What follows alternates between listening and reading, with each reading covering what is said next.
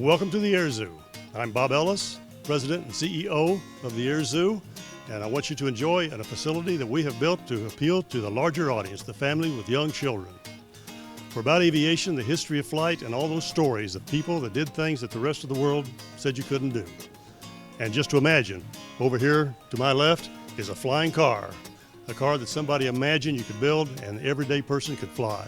Overhead, my goodness, a pink World War II flying tiger, along with lipstick, eyelashes, and smiling teeth. Who would have thought you would have seen a flying tiger at an air zoo?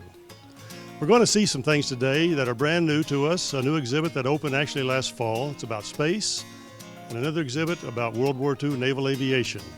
These things are brand new and they're here for a real purpose, and I'm very excited to show them to you.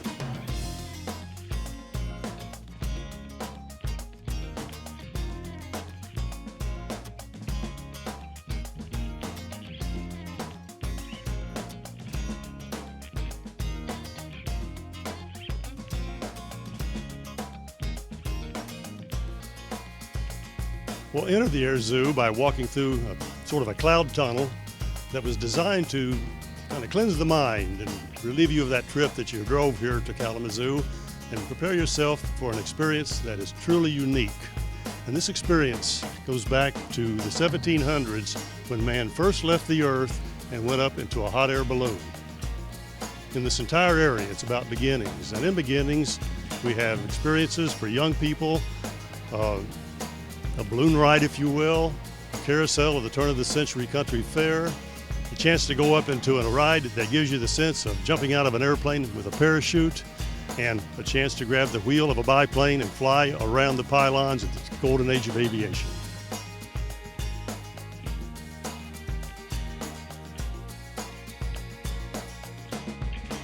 Now, the Air Zoo truly is the only one of its kind, like no place else on Earth. And it's designed that way to appeal to that younger audience. And we are an airplane museum, and we're filled with aircraft and the story of aviation.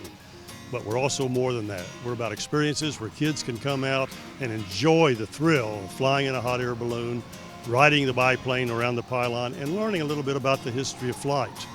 The Air Zoo's filled with art. It's filled with unique airplanes. Some of these airplanes are the only one of their kind left in the world. Truly a unique place. But having said that, not everybody wants to go to a museum that's filled with screaming and yelling children. While we think that's exciting and fun, some people find it a little bit disturbing and in fact distracting when they're trying to look at a particular kind of airplane. Now for those folks, we've created a new experience over in the East Wing that's truly an airplane museum. We call it Planes and Plaques.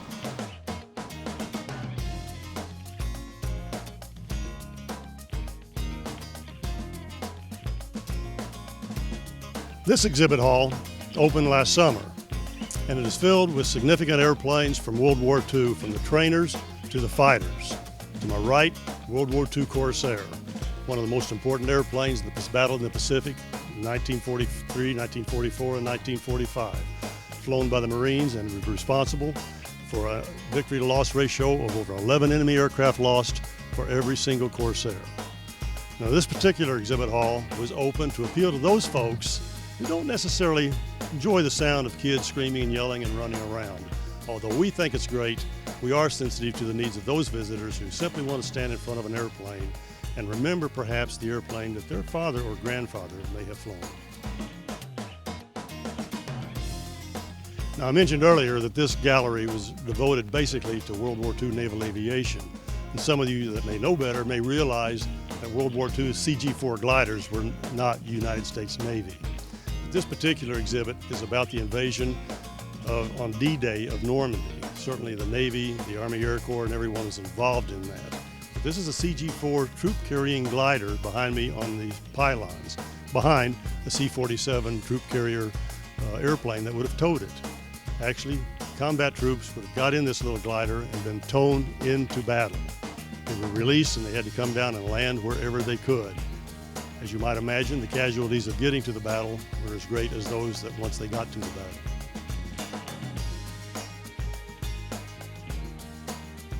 The airplane behind me looks like a Navy Blue Angel. It's actually a North American T-28 trainer. They were flown by the Air Force and by the Navy as a transitional trainer to jets. Now, the reason it looks like a Blue Angel is the person that owned this airplane before it was donated to the museum was a Navy pilot, and I believe he always wanted to be a Blue Angel. So painted his airplane the colors of a Blue Angel, and then he was one. Directly behind me is a Douglas SBD dive bomber. Now, the significant thing about this particular airplane is it's one of 17 SBDs that actually flew off the aircraft carrier Ranger in the invasion of North Africa. But what's particularly important about this airplane to the Air Zoo is that the Air Zoo received this airplane from the National Museum of Naval Aviation about 20 years ago after it had spent 50 years at the bottom of Lake Michigan. After it flew off of the Ranger in the invasion of North Africa, this airplane came back to the United States and operated off the USS Wolverine, a makeshift aircraft carrier operating on Lake Michigan. On final approach to the landing, the student that was flying the airplane allowed it to run out of gas. He had this tank selector into the wrong tank. Engine quit, he didn't make it back to the carrier, crashed into Lake Michigan. The airplane submerged into 200 feet of water and remained there for the next 50 years. Through negotiations with the National Museum of Naval Aviation, we were able to recover this airplane, bring it to Kalamazoo, and completely restore it to its condition that you see it now. And this is the way it looked when it took off the Ranger back in that year in 1944. Behind me here is an example of the art that we have here at the Air Zoo. The Air Zoo has one of the largest indoor murals hand-painted by a single artist, one brush, one stroke at a time. This is his most recent painting, and it's a picture of a SBD at the Battle of Coral Sea. It's an exact snapshot in time. Now we're standing in a very special gallery, a gallery about women in space and aviation, and particularly about women who, at a very young age, had the desire to join the Women's Air Force Service Pilots and fly America's war machines. They didn't fly in combat, but they flew these airplanes to the combat zone where they went into battle, and they flew them after they were tested after being crashed. They had a very dangerous mission. These were ladies that weren't recognized for their duty at the time. When the program was banned, they were sent home, told not to talk about it, go back and be good housewives. It's only been recently that the Women's Air Force Service Pilot have received the recognition that they deserve. This is the Women's Air Force Service Pilot Gallery, and we invite you to enjoy reading about these very special women.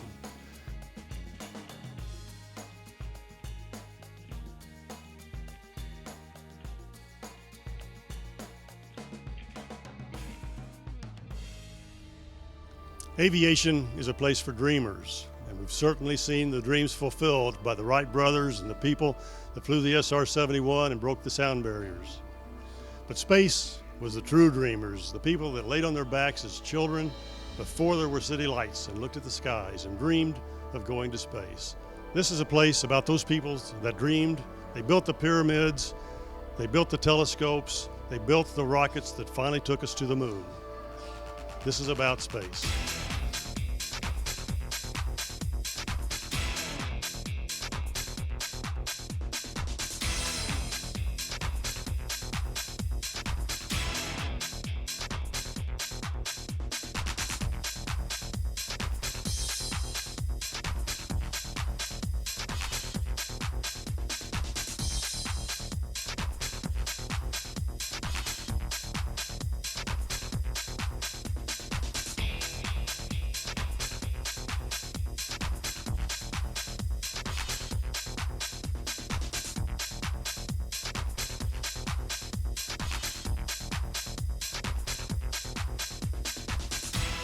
The space exhibit is about dreams, and it's about the future. To the left of me is the gantry, or a model of the gantry that we used when we boarded the Saturn V to go to the moon. To the right of me is the space shuttle. That's where we are now. It's a space shuttle we take to go out to work on the International Space Station. People ask me, what's the future? We're not sure. The space shuttle is sort of where the United States has stopped its space program. But the Air Zoo hasn't. The Air Zoo is open daily, Monday through Saturday, 9 to 5. It's open Sunday, noon to 5. It's closed Thanksgiving Day, Christmas Eve, and Christmas Day. Thank you for joining me. Well, we're just finishing up another TCT Today on the road here at the Kalamazoo Air Zoo. Certainly a great place. We'd love to see more, but they're kicking us out. It's closed. So hope you enjoyed the program. Got to see a lot of great places here in Western Michigan and here in our WTLJ viewing area. And hope you enjoyed it. I want to remind you to check out the website, tct.tv. You can watch all your favorite programs, any ones you may have missed, and look for other TCT Today on the roads, maybe one from your area. Want to thank all of our partners, especially in this area, that have been with us for over 20 years, helping us to spread the gospel around the world. Want to remind you to send in your love gift today to TCT P.O. Box 1010, Marion, Illinois 62959. And for our viewers in Canada, you can send your gifts to TCT P.O. Box 1220 for Erie, Ontario, L2A 5Y2. Thank you so much for joining us today on the program. Hope you enjoyed it. Got to see lots of great locations, and we'll see you next time on TCT Today on the road. Clear. Okay. That's good.